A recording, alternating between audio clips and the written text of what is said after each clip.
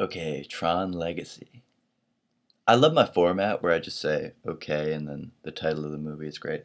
But anyway, this movie was about Jeff Bridges had a son, and then Jeff Bridges got trapped in the computer, and the son was kind of sad. And he went around on his motorcycle. It was a little like Terminator 3, actually.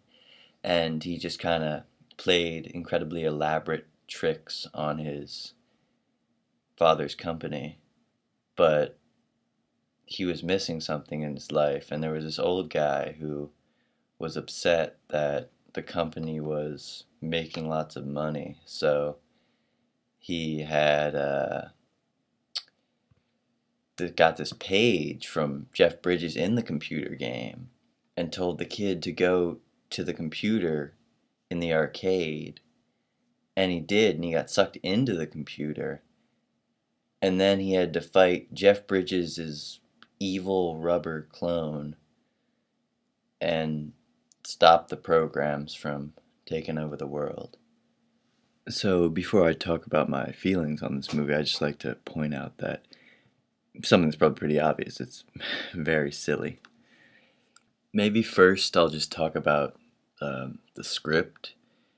And the problem with the script was they needed a new one because this movie is full of horrible one-liners, and the overarching plot is ridiculous, and you don't care at all about the characters.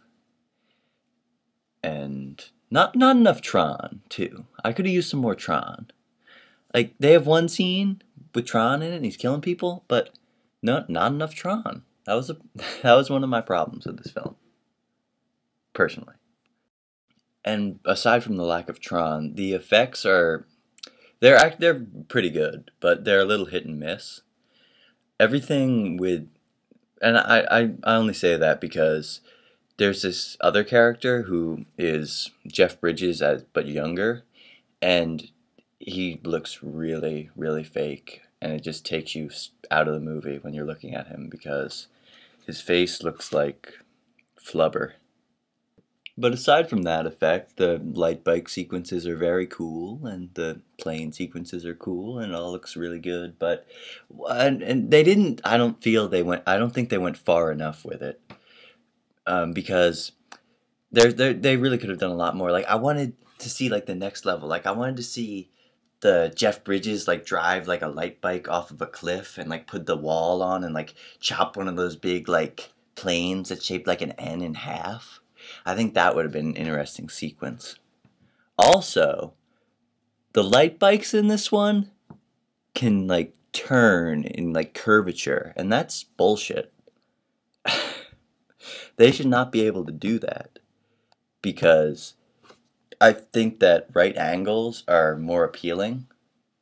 And even if they were gonna have the curves, they had Jeff Bridges' old light cycle, which was like a white one, and that one, besides them not even turning the wall and they set it up and then they don't even use it, they should have had that. Like the climactic battle, they should have had the hero drive that one, and everyone else has the curved ones, and that one does corners, like right angles.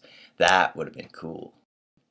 Another interesting artistic choice I thought was everyone in the world of Tron, I guess, with the exception of Jeff Bridges, whose performance I'll get to in a moment.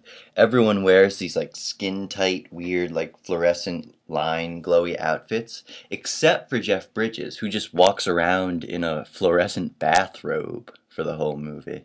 And I thought that was an interesting choice, you know? Maybe I'm crazy, but it kind of makes sense because Jeff Bridges has decided to play the whole movie like he's the dude.